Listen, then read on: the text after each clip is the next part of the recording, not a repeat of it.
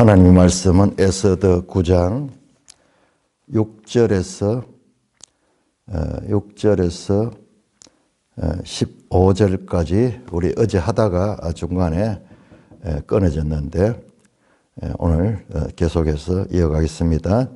에스더 9장 6절 유다인이 또 도성 수산에서 500명을 죽이고 진멸하고 또 바산다와 달본과 아스바다와 보라다와 아달리아와 아리다다와 하마스다와 아리세와 아리데와 에사다 곧 함무다다의 손자요 유다인의 대적 하만의 10아들을 죽였으나 그들의 재산에는 손을 대지 아니하였더라. 그날에 도성 수산에서 도력한 자의 수요를 왕께 아뢰니 왕이 왕후 에스더에게 이르되 유다인이 도성 수산에서 이미 500명을 죽이고 멸하고 또 하만의 10아들을 죽였으니 왕의 다른 지방에서는 어떠하였겠느냐? 이제 그대의 소청이 무엇이냐? 곧 허락하겠노라. 그대의 요구가 무엇이냐? 또한 시행하겠노라 하니. 에스더가 이르되 왕이 만일 좋게 여기시면 수산에 사는 유다인들이 내일 또 오늘 조서대로 행하게 하시고 하만의 10아들의 시체를 나무에 매달게 하소서 하니 왕이 그대로 행하기를 허락하고 조서를 수산에 내리니 하만의 10아들의 시체가 매달리니라. 아달월 14일에도 수산에 있는 유다인이 모여 또 300명을 수산에서 도륙하되 그들의 재산에는 손을 대지 아니하였고 하나님 아버지 은혜를 감사합니다. 에스더서를 통하여서 우리에게 말씀하시는 하나님의 놀라운 구원의 경륜들을 보게 하시니 감사를 드립니다. 우리 주 예수 그리스도의 이름으로 감사하며 기도드리옵나이다. 아멘. 자, 어제 이 본문을 하다가 중간에서 사무엘상 30장에 다윗과 아말렉과의 전쟁, 그것을 사무엘상 30장에서 여호와의 전쟁이라 그랬고 그 전쟁을 여호와의 대적을 멸하는 전쟁이라고 했습니다. 거기에 공통적으로 나오는 것이 아말렉이 나오고 그다음에 아말렉이 공격했죠. 그래서 이스라엘이 다 포로로 잡혀갔어. 그러니까는 사무엘상 30장에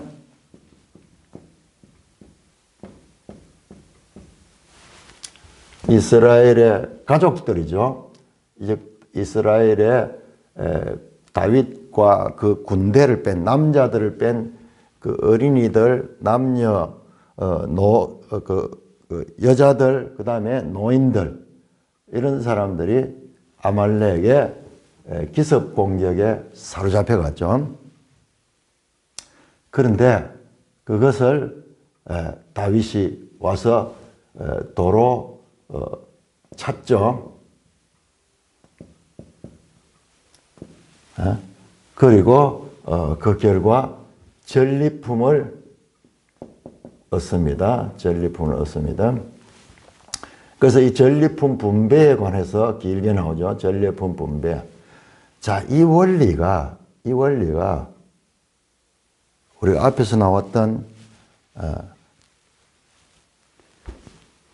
지금 에스더 기사의 뿌리가 되는 것이 이게 근본적으로는 창세기 3장 15절이고 그 다음에 조금 더 그것이, 이것은 완전히 본질적인 거, 창세 전에 하나님의 구원 언약의 선포고, 그 다음에 그것이 12장 1에서 3절 아브라함 언약의 기초입니다. 아브라함 언약. 이건 원복음, 아브라함 언약.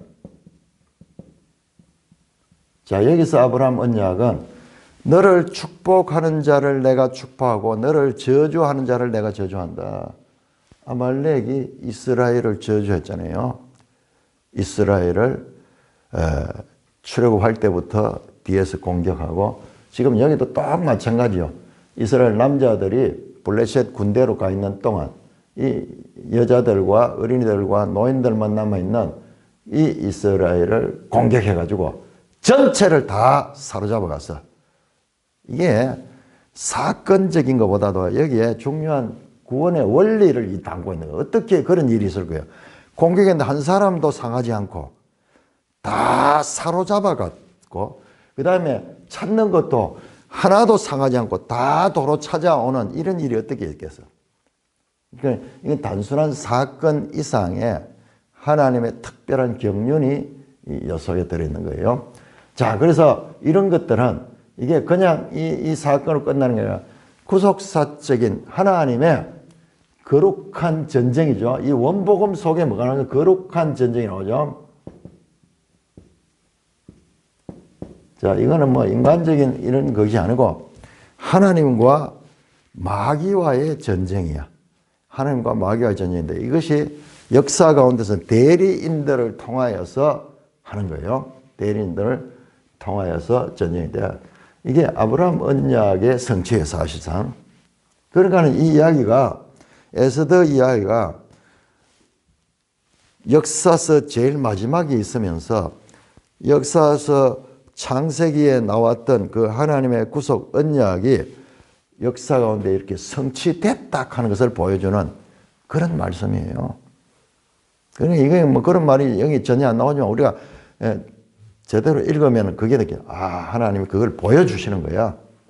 하나님이 이방 땅에 있을 때조차도 그들을 하나님께서 약속대로 그들을 저주하고 그들을 진멸하려고 하는 자들을 오히려 진멸시켜시는 하나님의 구원의 언약입니다. 구원 언약. 이게 더 구체적으로 출애굽기 17장 8에서 18절로 나오고, 이것이 예언으로 다시 한번 선포되는 게 민수기 24장 발람의, 이상하죠? 발람은 뭐 이건 이방의 이 선지자인데 이건 하나님 편이 아니에요. 근데 하나님께서 강권적으로 발람의 입을 통해서 하죠. 24장 7절에 아각이 나오고, 아각이 20절에 아말렉이 나옵니다. 아말렉 딱 숨겨놨어요. 숨겨놔서 아각 아말렉의 연속성을 암시를 하고 있습니다. 암시하고, 그리고 이 거룩한 전쟁이 바로 여호수아서입니다. 여호수아서. 자, 여호수아서를 보세요. 자세히 보시면 뭡니까? 여호수아서 가나안 땅을 정복하죠. 가나안이 누구예요? 이게 아말렉으로, 아모리 족속, 아말렉, 이 가나안 7 족속, 이런 것들을 다 통칭한 것이 아말렉이야. 아말렉이야. 그래서 이 정복하는 거죠. 여호수아가 가나안을 정복하죠. 그런데 우리가 이것만 보면은 하나님이 가나안 가만히 평화롭게 사는 원주민들을 공격하는 거죠. 그게 아니죠. 창세기 17장에 보면은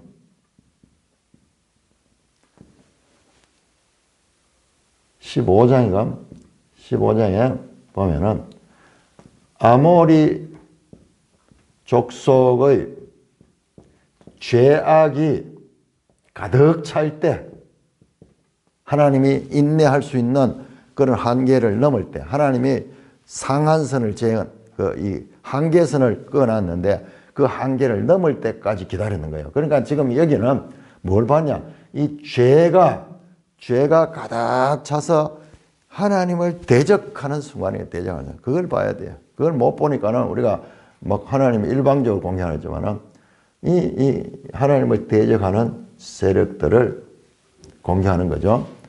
그렇게 해서 나중에 보세요. 뭐 하는가? 이게 분배가 나와요. 분배. 땅을 분배시키잖아요. 분배. 12지파에 그렇게 분배하는 이야기잖아요. 이 일종의 전리품이죠. 전리품.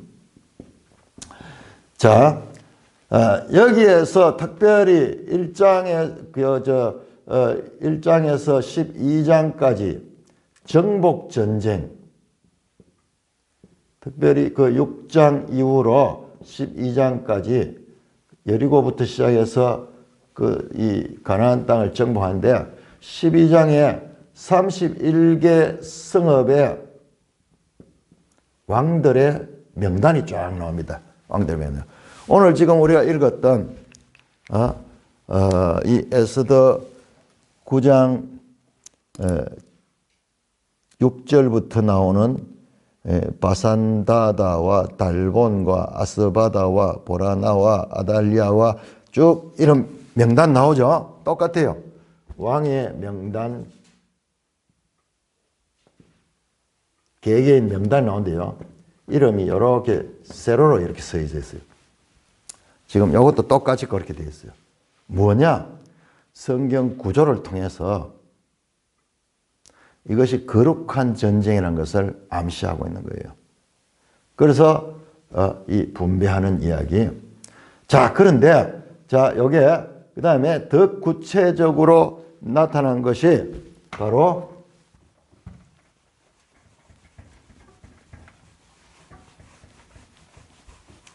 가장 근접한 에스더와 근접한 내용은 바로 사무엘상 15장 전체입니다. 15장 30몇 절까지 이 전체 다가 사울,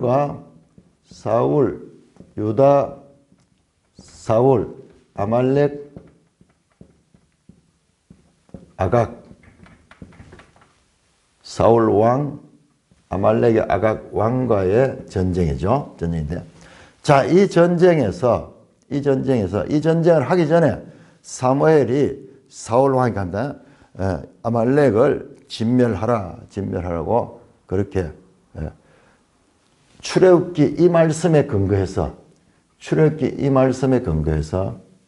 진멸하라고 이야기를 합니다. 그래서 진멸해서 승리했지만은 그러나 사울이 문제가 뭐냐? 여기서 전리품에 실패했어요. 전리품. 이것을 해렘해야 되는데 완전히 진멸해야 되는데 여기서 전리품을 자 여호수아 들어갔죠. 여호수아 같은 원리가 나오죠. 여호수아 7장에 아간 사건 그 뭡니까? 전리품 문제죠. 전리품 문제에 실패했죠. 자, 여기에서도 전리품에서 실패를 합니다. 전리품에서 실패합니다. 여기도 아간이 죽는 것도 전리품에 실패하고 사무엘상 사울 왕이 실패하는 요거 개인적인 사건이었고 이거는 국가적으로 왕이 대표성을 가진 왕이 실패를 하니까는 결과적으로 사울 왕이 하늘부터 버림을 받고 사무엘도 그것을 아주 경노하면서 하나님의 뜻을 전합니다. 자, 그래서 여기까지를 중요하게 오늘 에스더서의 이 원형으로 이건 특별히 에스더와 밀접한 연관을 하겠습니다. 이게 기스의 아들이죠. 기스의 아들 사울, 기스의 후손 모르드게. 이걸 기록을 한번 해보면요. 자, 아각 자손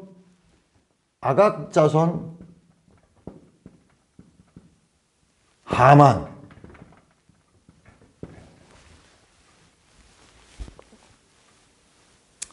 에스더에 나오죠. 에스더만 봐가지고는 이게 그냥 한 민족적인 사건 같지만 거슬러 올라가면 저 창세기까지 연결되는 특별히 사무엘상 15장과는 밀접한 연관을 갖고 자, 이 전쟁에서도 전리품 문제를 어떻게 다루느냐. 전리품 문제를 어떻게 다루느냐. 자, 거기에 지금 초미의 관심이 있는 거예요. 초미의 관심. 전리품 문제. 다행스럽게도 오늘 본문에도 나왔듯이 10절에 함무다다의 손자의 유다인의 대적 하만의 10아들을 죽였으나 10아들을 죽이다. 하만의 그 아들을 완전히 다 없앴다는 건 엄청난 거예요. 이건 하만의 실을 이제 말려버리는 거예요. 그들의 재산에는 손을 대지 않았다. 바로 이거예요. 전리품이에요. 전리품. 재산에 그들의 재산에는 손을 대지 않았는 거야. 아간의 실패, 모르드게의 실패, 아니 사울의 실패. 그것을 모르드게는 전리품에서 성공을 합니다. 모르드게와 유다인들은 마지막에 성공하는 장면으로 나오고 있는 것입니다. 이런 구조를 가 있어요. 이런 구조. 자, 그러면은 왜 이 전리품을 진멸해드냐? 여러분 너무 합리적이 아니라 사울 왕은 뭐 다 죽이고 좀 쓸데없는 거 하찮은 건 다 죽이고 쓸만하고 귀한 것들은 살려뒀잖아요. 그게 사무엘상 15장인데 아니 여러분들이나 뭐 저는 마찬가지로 그렇게 생각 안 하겠어요? 그건 뭐 사울이 아주 상식적이고 어렵게 전쟁해가지고 그거를 다 없애버리면은 무슨 의미가 전리품을 취해가지고 그걸 가지고 국방을 더 튼튼히 하고 그 다음에 또 전쟁에 수고한 보상도 받고 뭐 이게 당연한 건데 그러니까 그게 당연한 이게 성경이요. 성경은 하나님의 말씀이야. 그러니까 이런 성경을 우리의 상식과 우리의 경험과 우리의 판단을 통해 가지고 합리적으로 해석을 하게 되면은 이런 부분이 꽉 막혀버린 거예요. 여기가 가장 중요한 부분이에요. 사실상 가장 중요한 부분이에요. 그건 과거 이야기고 오늘날 그건 옛날 이야기고 이렇게 하면서 이 성경을 인본주의적으로 인간적인 입장에서 해석하는 그런 목사님들이나 그런 신학자들이 지금 유명하게 막 그 인터넷에 나와가지고 늘 뭐 성경을 제대로 아는 것처럼 그렇게 하는 자들이 넘쳐나고 있어요. 자, 이거는 뭐냐 그러면은 이 거룩한 전쟁은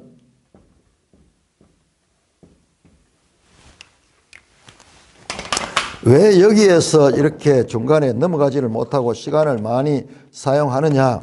여러분 이게 성경의 본질입니다. 여러분 성경은 거룩한 전쟁의 이야기입니다. 말씀드렸죠. 창세기 15장에 나온 3장 15절에 나오는 그 여자의 후손과 뱀의 원수관계의 이 싸움 이것이 끝나는 것이 계시록 20장에 거기서 끝이 납니다. 예수님께서 백마 타고 재림하시며 하늘의 군대들과 함께 오셔서 이 마귀의 세력을 불못에다가 쳐넣어버리는 그와 같은 거룩한 전쟁 이야기예요. 일관되게 지금 이 거룩한 전쟁을 보여주고 있는 거예요. 자, 그러면은 이 거룩한 전쟁의 특징이 무엇인가? 이걸 여기에 계속 나오는 단어가 헤렘이라고 하죠. 헤렘. 자, 이 말씀의 기원이 어디에 나오냐 그러면 이게 민수기 14장이 나옵니다. 민수기 14장. 자, 우리 한번 보겠습니다. 민수기 14장 39절에서 45절.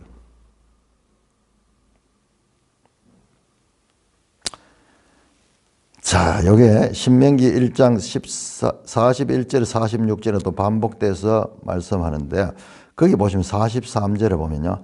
아말렉과 가나안인이 너희 앞에 있으니 너희가 그 칼에 망하리라. 너희가 여호와를 배반하였으니 여호와께서 너와 함께 하지 아니하시리라 하나. 그들이 그래도 산꼭대기로 올라갔고, 자, 하나님께서 여기에서는 올라가지 마라. 그렇게 했는데도 그들은 올라갔습니다. 42절에 여호와께서 너희 중에 계시지 아니 올라가지 마라. 너희가 대적 앞에서 패한다. 그러나 아말렉인과 가나안인이 너희 앞에 있으니 너희가 그 칼에 망하리라. 너희가 여호와를 배반하였으니 여호와께서 너희와 함께하지 아니하시라 하나 그들이 그래도 산꼭대기로 올라갔고 여호와의 언약궤와 모세는 진영을 떠나지 아니하였더라. 아말렉인과 상간지대 그자는 가나안들이 내려와 그들을 무찔렀다. 그래서 그다 호르마 하는 호르마 여기서 나왔어요. 이 헤렘이라는 단어가 호르마 원래 이게 호르마예요. 호르마에서 이 헤렘이 나오는데요.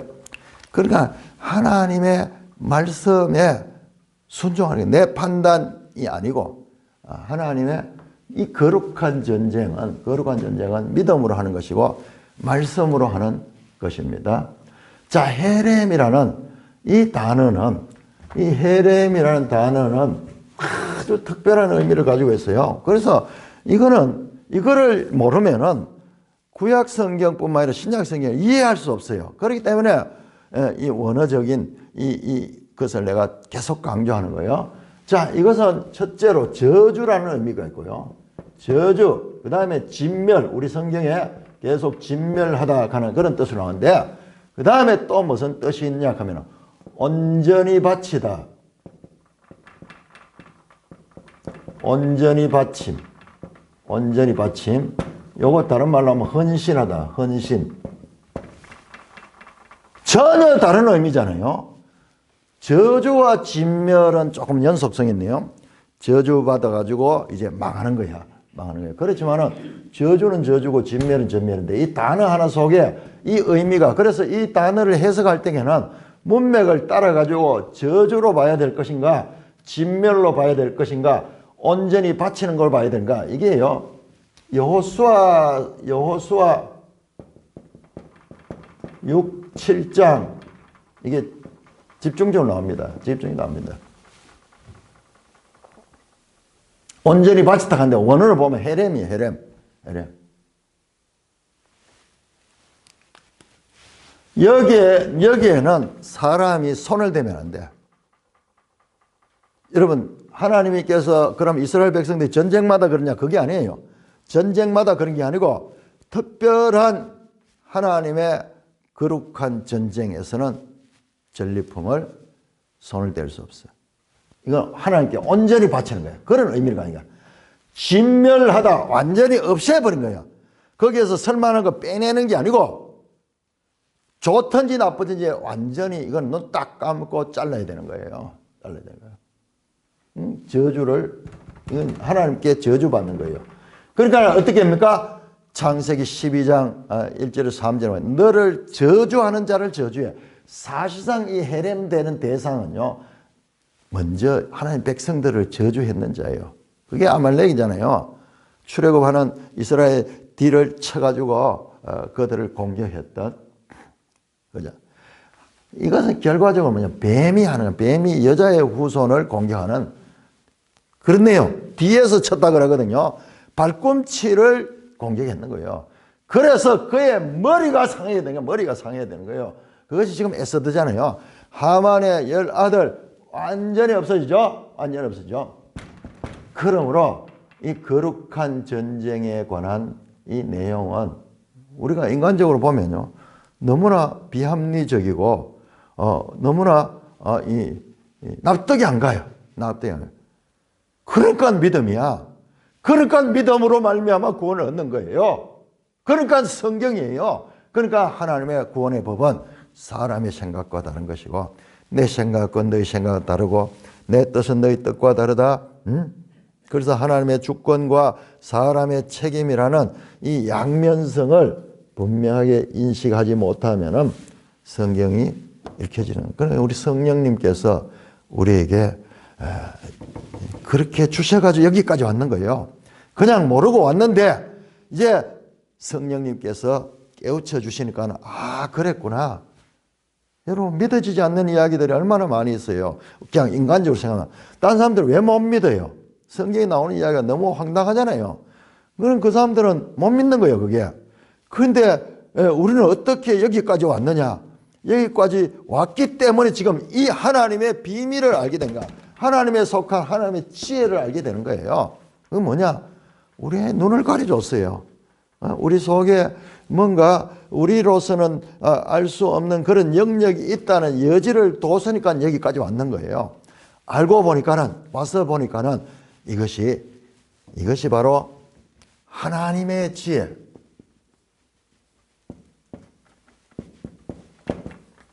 여러분 고린도전서 1장, 2장 나오잖아요. 하나님의 지혜와 사람의 지혜를 대조하잖아요. 하나님의 지혜는 사람이 볼 때 너무 어리석고 사람이 볼 때 너무 말이 안 되고 그래서 사람의 지혜가 높은 사람들은 하나님의 지혜를 받을 수가 없다 그러잖아요. 자세하게 설명하잖아요. 고린도전서 1장, 2장 이 사도 바울이 이 하나님의 지혜를 말하는 이것이요. 이게 사람에게는 어떤 게 있냐? 감추어졌던 거예요. 감추어진 거. 이제는 나타난 거예요. 예? 이 하나님의 지혜는 구약 성경에는 감추어져 있고 예수 그리스도를 통하여 드러나신 것이 드러나요. 이 하나님의 지혜의 핵심은 이 헤렘 사건 이것도 핵심은 예수 그리스도. 자, 우리가 오늘 그걸 봅니다. 하만의 열 나왔죠? 10아들이 나왔습니다. 그 말에는 이 하만 아말렉의 씨가 끊어지는 것이고 아말렉을 대표하는 아각의 후손들이 끊어지는 것. 그 다음에 그들의 재산에는 손을 대지 않았더라. 10절 나오죠? 그들의 재산은 정말. 자, 그것은 바로 온전히 바치는 데 있어가지고 이들은 성공했는 거예요. 그들로부터 약 600여 년 전에 그 조상 기스의 아들 사울 왕이 실패했던 것을 그 600년 후에 후손 베냐민 지파 기스의 후손 모르드게는 그 부분을 철저하게 기억하고 있는 거예요. 그러니까는 여기에 어떤 학자들은 에스더서를 보면서 이들에게는 율법도 없고 하나님도 없고 뭐 그냥 인간적인 이야기밖에 없다 그러는데 그 사람들이 성경을 제대로 못 봐서 그런 거예요. 이런 일을 할 정도 같으면은 이들은 하나님의 말씀의 사람들이었어요. 그러면 이게 또 우리가 해결이 되는 게 모르드게가 왜 2장에서 하만에게 절을 하지 않았던가? 그 이유도 설명이 되는 거예요. 모르드게가 왜 절하지 않았던가? 그거부터 시작해서 여기까지가 다 이해가 되는 거예요. 그러니까는 이건 지금 엄청난 절제를 가지고 기록된 것이고 이들의 믿음은 성경 전체를 관통하는 그와 같은 이 헤렘의 법을 알고 있었다는 것입니다. 오늘날 우리 그리스도인들의 신구약 성경이 다 있어도 이거 잘 모르잖아요. 근데 철저하게 재산에는 손을 대지 않았더라. 11절입니다. 그날에 도성 수산에서 도륙한 자의 수요를 왕께 이르니 왕이 왕후 에스더에게 이르되 유다인이 도성 수산에서 이미 500명을 죽이고 아말렉의 그 하만에 속한 자들이죠. 대적 미워하는 자 어제 나왔죠. 그 해치려 하는 자 원수 그들을 죽이고 멸하고 또 하만의 10아들을 죽였으니 또 남아있는 거 다른 지방에는 수산성에서는 이렇게 했는데 다른 지방에는 어떠 하냐. 여러분 유대인들이 지금 페르시아 여러 군데 흩어져 있거든요. 그들의 소청이 무엇이냐 곧 허락했나 그들의 요구가 무엇이냐 또한 시행하겠노라. 요거요 반복해서 나옵니다. 소청과 요구 왕이. 그래서 처음에 이 요구를 했을 적에 이 에스더가 말하지 않았잖아요. 왕이 궁금하도록 허락하시면은 내가 다음 잔치를 베풀어서 말씀을 드리겠습니다. 그러면서 절제했다가 왕이 궁금증이 더 극대화될 그때 이제 그 말씀을 했죠. 자, 왕은 그 마음을 하나님께서 만져주니까는 이 에스더의 이 요구 에스더의 소청을 들어주고 싶은 마음이 강렬하게 일합니다. 자, 그러자 에스더가 13절 이르되 왕이 만일 좋게 여기시면, 여러분 6장 5절 7장 3절 또 앞서서 5장 4절 에스더가 왕에게 말할 때 말씀드리기에 황공하오나, 우리는 늘 그렇게 하죠. 그런 예법을 가지고 왕이 만일 좋게 여기시면 수산에 사는 유다인들이 내일도 이 조서대로 행하게 하시고 하만의 10아들의 시체를 나무에 매달게 하소서. 하만의 10아들의 시체를 나무에 매달게 하소서. 나무에 매달다. 나무에 매달다. 자, 여러분 한번 찾아볼까요? 여호수아. 자, 여호수아서 전체가 이 헤렘 전쟁입니다. 여호수아 8장.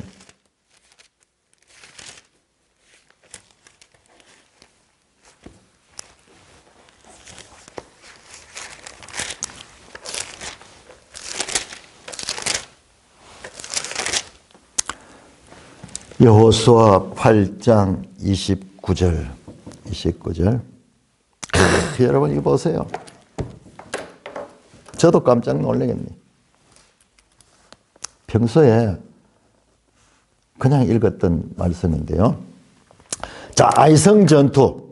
아이성 전투는 그 진멸전쟁이랐죠. 여러분 보세요. 우선 득바도스 24절 보면은 다 칼날에 엎드러지게 하여 진멸하기를 마치고, 여러분 여기 나오는 칼날에 엎드러지게 한 요것도 지금 에스더에 계속 반복돼 나옵니다. 요 성경에 이걸 봐야 돼요. 칼날에 엎드려 진멸했다. 그 다음에 보세요. 온 이스라엘이 아이로 돌아와서 칼날로 죽임에 그날에 엎드려진 아이 사람의 남녀가 모두 12,000명이라. 아이 주민들을 진멸하여 마치가, 여기 전부 다 단어가 헤렘입니다. 진멸하여 마치 여호서 단창을 손거리를 가지고 오직 그 성읍의 가축과 노래한 것은 여호와께서 여호수아에게 명령하여 이스라엘이 탈취하였더라. 여기에서 보세요. 예외가 나옵니다. 자, 제가 아까 이야기하려고 하다가 하나 있는데, 자, 여기에서는 자, 어떤 경우에는 가축까지도 다 진멸합니다. 그런데 성읍의 가축과 노래한 것은 특별하게 여호수아에게 명령하여 이스라엘이 탈취, 전리품을 가질 수 있게, 전리품 분배했습니다. 가질 수 있겠죠. 자, 여기에서 아주 중요한 성경에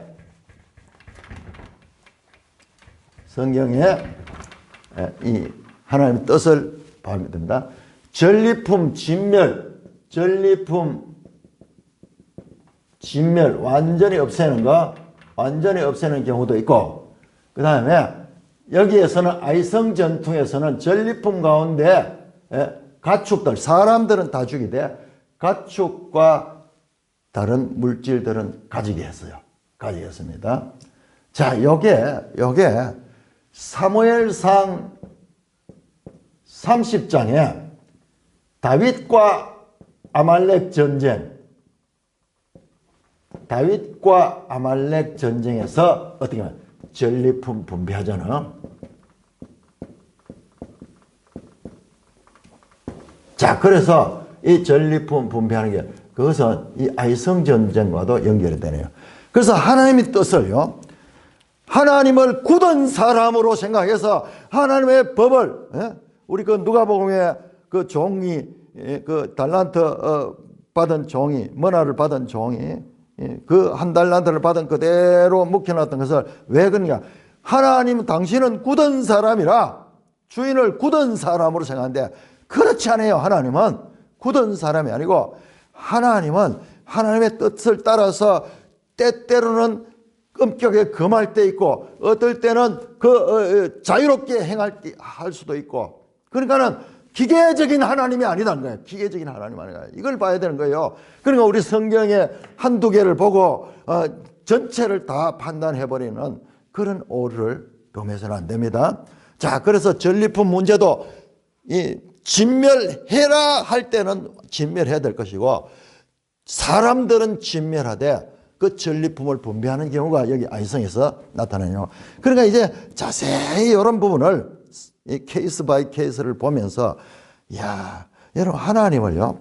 제가 늘 느끼는 게 하나님이 여기에도 이렇게 했고 저기도 이렇게 했고 저기도 이렇게 했고 그 다음도 반드시 그렇게 하겠구나. 우리는 그런 법칙을 거기서 끄집어내려고 그러거든요.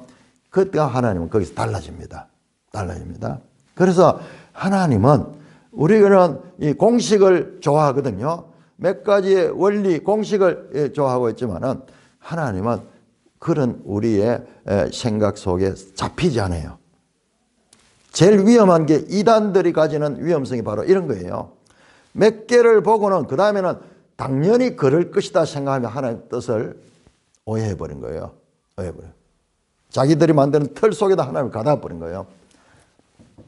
자, 여기서 주민들은 진멸을 받지 여호수아가 단장했으므로 가축과 노래한 것은 여호와께서 여호수아에게 명령, 여호수아에게 따로 말씀했어요. 이스라엘이 탈취하였더라. 이에 여호수아가 아이를 불살라 그것으로 영원한 무더기를 만들었더니 오늘까지 황폐했다. 완전히 진멸했죠. 아이성을 완전히 진멸하고 보세요. 그 다음에 29절 그가 또 아이 왕을 저녁 때까지 나무에 달았다가 해질 때 명령하여 그의 시체를 나무에서 내려 그 성문 어귀에 던지고 그 위에 돌로 큰 무더기를 삼니 그것이 오늘까지 있었더라. 자, 10장 여호수아 10장 26절 27절 10장 26절 27절 그 후에 여호수아가 그 왕들을 쳐 죽여 5 나무에 매달고 저녁 때까지 나무에 달린 채로 두었다가 해질 때 여호수아가 명령하여 그 시체를 나무에서 내려 그들이 숨었던 굴 아래 던지고 굴 어귀를 큰 돌로 막았더니 오늘까지 그대로다. 자, 나무에 달다. 쭉 연결되고 있죠. 단순한 한 죽음을 이야기한 거야.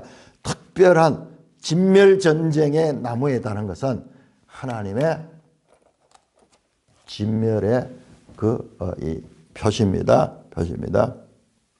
그래야지.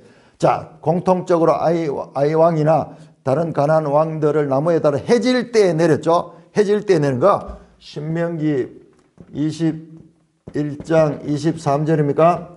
나무에 달린 자마다 나무에 달린 자는 저주받은 자다. 뭐냐? 바로 이거예요. 헤렘, 저주잖아요. 저주받은 자. 나무에 저주받은 자. 그렇지만은 그 시신을 해질 때까지 두지 마라. 해질 때까지 두지 마라. 나무에 달린 자. 이게 갈라디아 3장에 예수님이 나무에 달려서 신명기 21장 23장 예수님이 나무에 달려 저주를 받으신 저주 십자가는 예수님이 죄로 인한 모든 저주를 받은 것이 바로 십자가 역사입니다. 십자가 역사. 자, 그리고 자 본문 합니다. 이제 하만의 10아들의 시체를 나무에 이미 하만이 10아들 죽었어요. 죽였습니다. 칼날로 죽였는데 그 죽은 시체를 나무에 매다는 의식적인 것을 하도록 이 에스더가 왕에게 부탁을 합니다. 그러자 왕이 그대로 행하기를 허락하고 조서를 수사내니 하만의 10아들의 시체가 매달렸다. 이것은요 온 인류에게 보여주는 거예요. 하나님이 말씀하셨더니 내가 아말렉을 이 땅에서 다 없애어서 기억조차 하게 못하게 하리라 하시는 출애굽기 17장 18절에 그 말씀이 성취되는 거예요. 그 말씀이 지금 성취되면서 그 마침표로 나무에 달아서 완전히 해렘하는. 근데 굳이 뭐 나무에 달기는 왜 달아? 막 불을 태워보든지 새들이 뭐 뜯어먹기 하든지. 이건 궁극적으로 예수 그리스도 사건까지 지금 내다보고 하나님이 지금 이 내용들을 전개하고 계시는 것입니다. 첫 번째 대적 이 아말렉 그 하만이 나무에 달렸고, 이제 마지막으로 그 아들들도 나무에 달려서 마귀로 대표되는 아말렉의 종말은 하나님의 전쟁에서 이와 같이 머리가 상하게 되는 종말을 맞게 될 것이다 하는 것을 지금 보여주는 거예요. 그리고 구약의 이와 같은 나무에 달린 모든 저주의 그 압축적 의미를 예수님께서 십자가에서 달려서 스스로가 죄가 되시고 죄에 대한 저주를 온몸으로 담당하신 거예요. 뿐만 아니라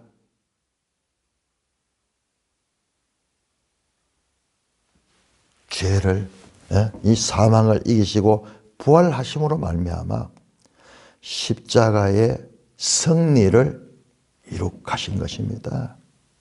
그러니까 그 나무에 달린 것이 이와 같은 온 저주를 감당하는 이와 같은 구약적 배경에 대한 이해가 없이 그냥 신약 말이면 나무에 달린다가 뭐 그게 어떻게 그 승리가 되고 그게 그런 식으로밖에 이해가 안 되는 거예요.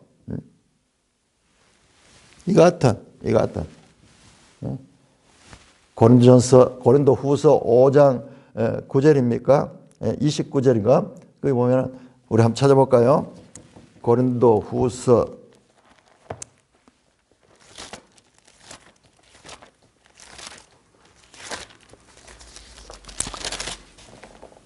21절이네요. 고린도 후서 5장 21절. 하나님이 죄로 알지도 못하는 일을 우리를 대신하여 죄로 삼으셨대.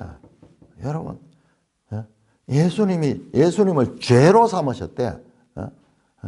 어떤 죄의 뭐 한 부분이 아니고 온전한 죄로 삼으셔서, 왜? 우리로 그 안에서 하나님의 의가 되게 하려 하셨다. 의가 되게 하셨다. 죄로 죽음으로써 이 마귀의 세력을 승리하신 것이 바로 십자가 부활 사건입니다. 십자가와 부활 사건. 누구도 할 수 없는, 사람이 할 수 없는 그 일을 했는 거예요. 이 헤렘 전쟁에서 예수님께서 승리하신 것입니다. 15절입니다. 아달월 14일에도 수산에 있는 유다인이 모여 또 300명을 수산에 돌아가고 이틀 동안 그렇게 해서 수산에 있는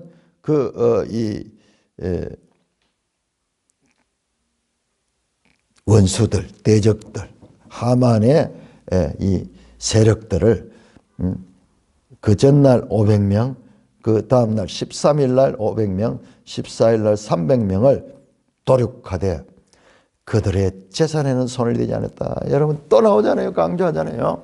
바로 전리품 분배에서 그들은 이 조상의 실패를 반복하지 않고 있는 모습을 볼 수 있습니다.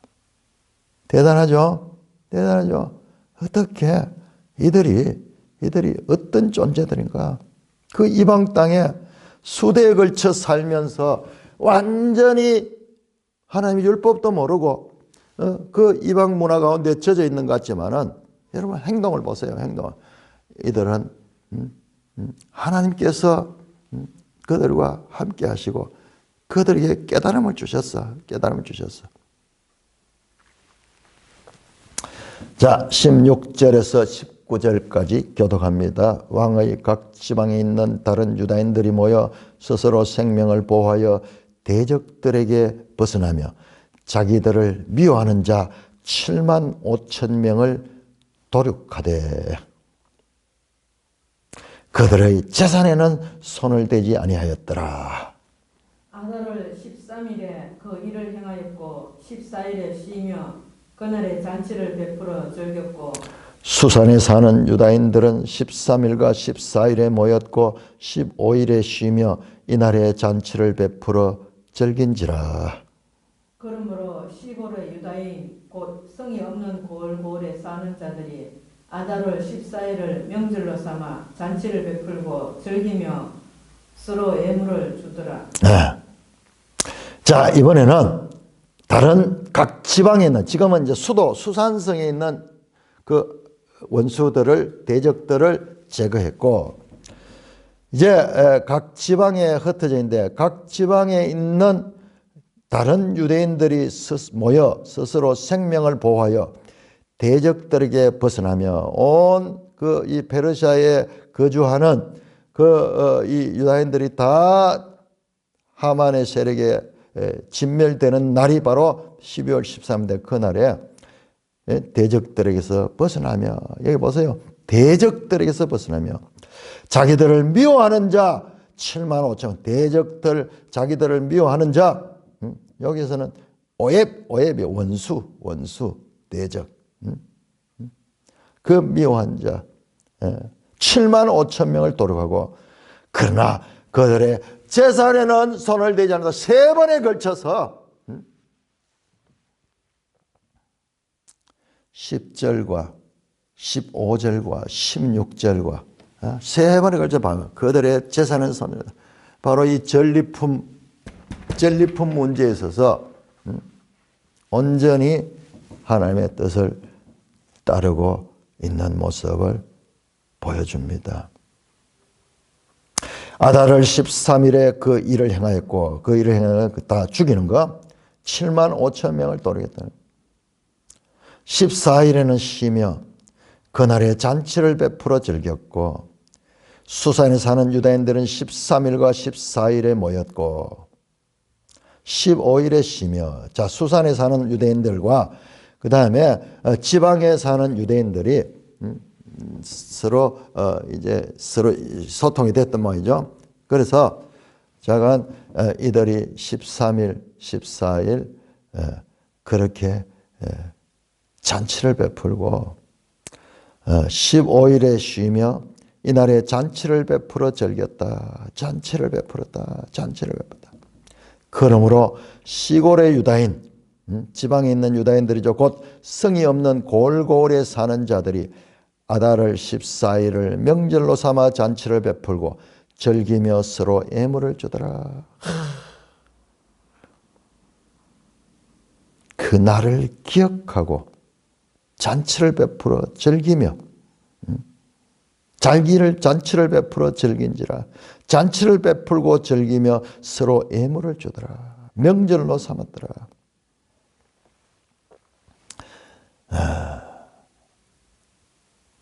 앞에서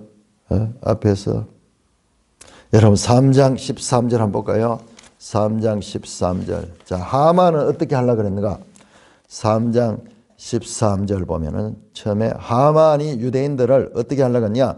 이에 그 조서를 역조를 먹어 왕의 각 지방을 12째 달 곧 아다들 13일 하루 동안에 모든 유다인의 젊은이, 늙은이, 어린이, 여인들을 막론하 죽이고 도륙하고 질면하고 그 재산을 탈취하라고 명령했는데, 똑같이 이제 역전이 되었지만은, 그러나 다른 점은 도륙하고 진멸한까지는 맞지만은 재산은 탈취하지 아니했다. 이것을 강조를 하고 있습니다. 그래서 이 날을 이제 명절로 삼았다. 그래서 오고 오는 세대들이 기억하는 국가적인 명절로 삼아서 오늘날까지도 유대인들은 이 부림절을 지키면서 이 부림절의 에스더스를 낭독하는데, 에스더스의 하만이라는 이름이 나올 때마다 듣는 이 청중들이 야유를 퍼붓고 그렇게 하면서 지내고 있는데, 그러나 이것이 그리스도 안에서 가지는 진정한 의미를 모르기 때문에 그냥 국경일 정도로 생각하고 있는 아쉬움이 있습니다. 그네 에스더스는요, 이 부림절, 이제 이게 부림절이 되는데, 이 부림절은 단순한 국가적 명절이 아니라 하나님의 이 구원 의지를 성취했다는 것, 그리고 구원 의지는 이방 땅에서조차 성취된다는 것을 보여주는 하나님의 약속에 대한 확정적 사건이 에스더이며, 나그네 길 살아가면서 참으로 주님이 오실 때까지 이러저러한 상황, 마치 에스더처럼 이방 땅에 하나님이라고는 찾아볼 수 없는, 하나님 이름조차 없고 율법조차 없고 참으로 우상들이 가득 차고 세상에 악인들이 지배하는 그 세상 가운데도 하나님이 구원의 역사를 이루어 가신다는 그 내용을 보여줌으로 말미암아 많은 유대인들뿐만 아니라 그리스도인들이, 여러분 실제로 유대인들의 역사를 보면요, 이후로 얼마나 여기저기 떠돌아다니며 고통스러운 세월을 살게 되는데, 그들에게 있어서 에스더만큼 위로가 되는 책이 어디 있겠어요? 자, 그렇게 이제 이 명절로 삼아 잔치를 베풀고 서로 즐기며 예물을 주고받는 그런 것으로 이제 나갑니다. 찬송가 350장입니다. 찬송가